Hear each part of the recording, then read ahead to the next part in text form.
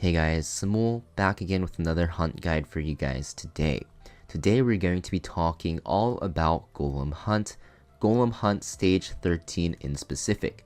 We're going to be talking about the boss's skills, the rewards, the best heroes and team compositions, and also the gear and artifacts you'll want to use on your heroes. Before we get started though with this video, I'd like to thank Smilegate, the developer of Epic 7, for sponsoring this video. Now Golem Hunt, just like every other hunt in the game, will drop gear. Now the reason why Golem Hunt is so nice to farm is because of the sets that it can drop. It can drop attack set, health set, defense set, and protection set, all of which you're going to see on a plethora of units in PvP and also in PvE. Now these sets might not be as frequently used as some other sets in the game, but they definitely have their niche and will actually be the best set on certain units. Now the first thing to understand before actually creating your team composition is what the boss and the monsters that appear next to the boss will actually do. So there are going to be 3 monsters during the boss fight, including the boss, including the Breeze Silva. Now the Breeze Silva, guys, very annoying to deal with. It is immune to provoke, silences, and speed decreases. And the reason why it is so annoying is because it will heal the lowest allies' HP, cleanse them, and give them an attack buff every single turn. Because of this Breeze Silva, it is crucial to have a source of unhealable on your team, because it is very hard to actually kill this Breeze Silva on auto without making your runs extremely long. Units with unhealable are very valuable for Golem Hunt, so you definitely do want to bring a source of unhealable. Next we have this green crystal, the green Cliniode, and this crystal will inflict decreased defense and decreased hit chance of 2 of your units for 2 turns at a 75% chance. Now this will occur every odd turn that the green Cliniode takes, so on turn 1, turn 3, turn 5, etc. of this crystal's turn.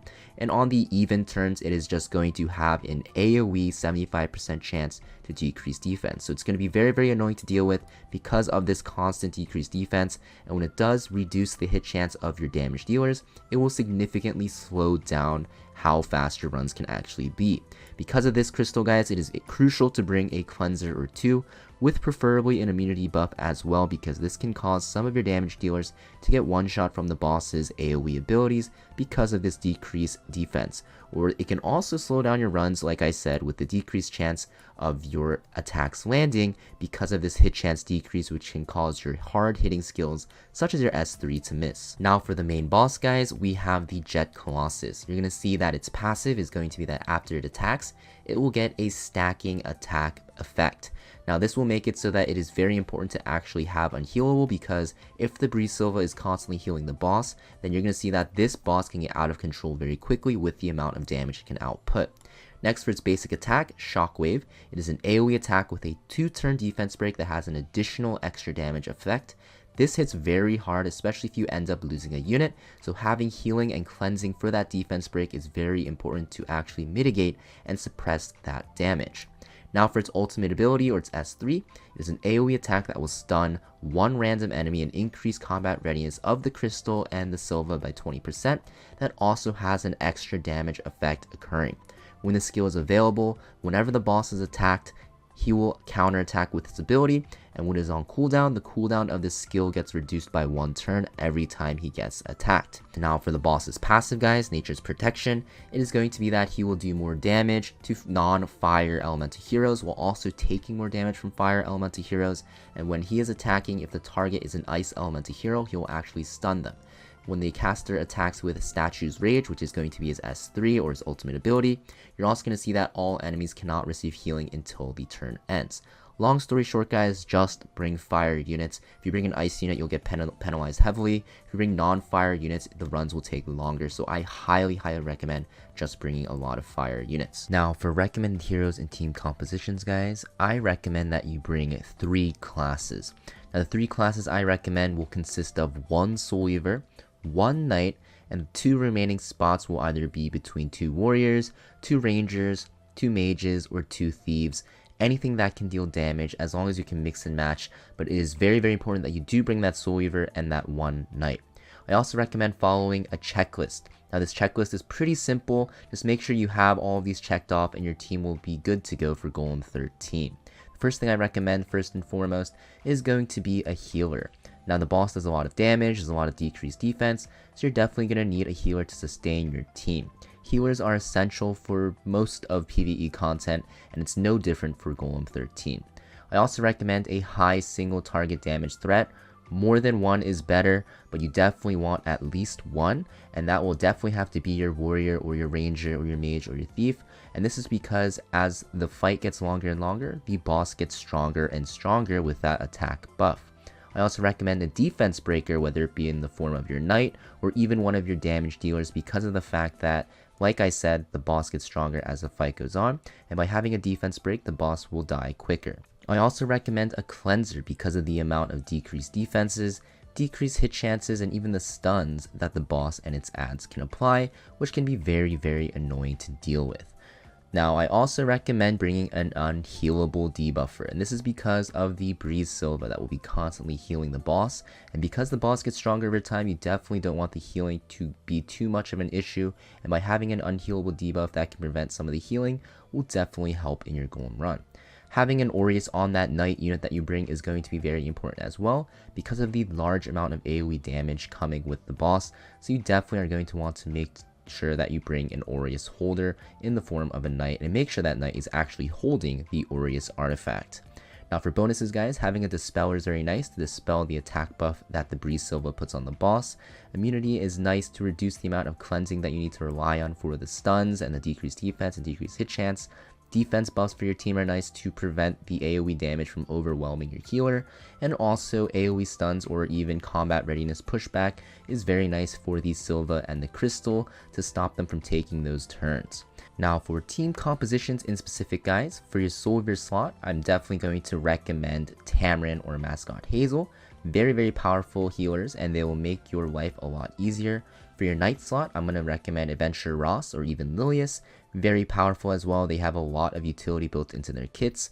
And for your damage dealers, you can have a mix of the following units: Ravi, Sirmia, Soul, Bomb Model Kana, Ken, Tenebria, Edward Elric, Hwayoung, Haste. Pretty much anything works here as long as you fill out that checklist. If you guys want to look at more specific comps and what people are running, if you look at the statistics page here, you're going to see that there are going to be, team comps that you can look at. If I look at Tamarin here, who's the most used unit in Golem 13, you can actually see all the combinations of what people use and the percentages of people using it and so forth. Now that's pretty much it for the units that I recommend. You can basically use any fire unit as long as the checklist is completed, like I said.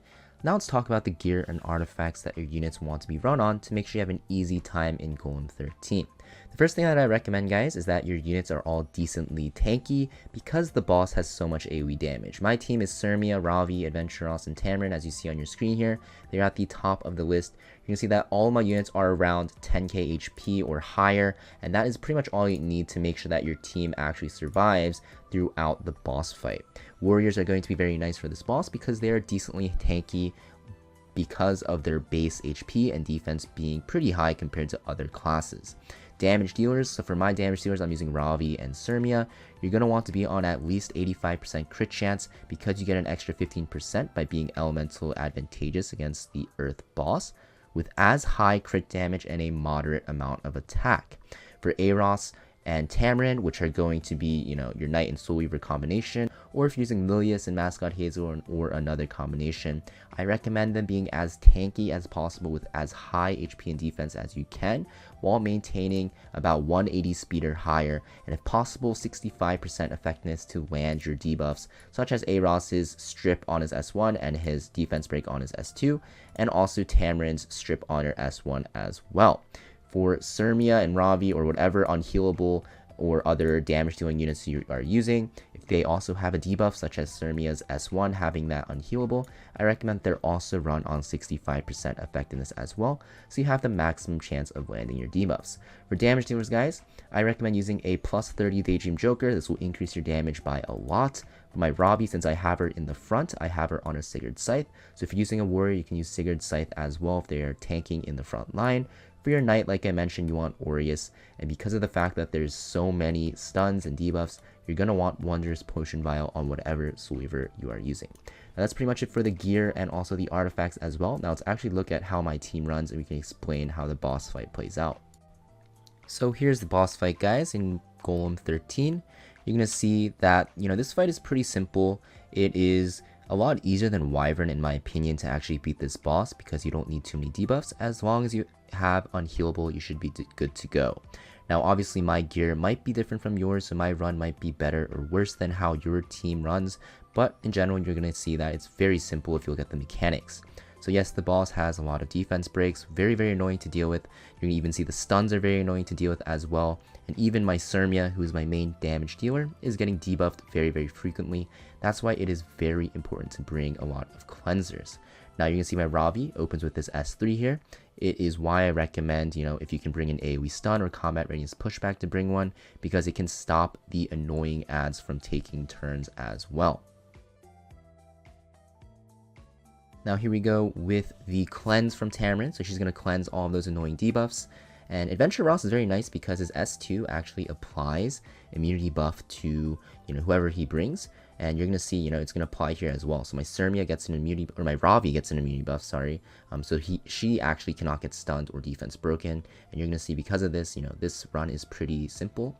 And since Ravi is in the front getting hit a lot, which is why I really like using her here, she's constantly stunning and CCing the ads around the boss. So they can't actually spam their heal and actually, attack buff him and be really annoying and debuff my team as well. And the Sermia is here as a backup in case they don't get stunned, so she can actually apply the unhealable, and she also does plenty of single target damage as well. So you're going to see, as long as you fill out this checklist that I showed you guys, this boss fight is super simple. My team might not be the fastest, but it's definitely one of the most safest out there, and it's really easy to complete to get those rewards.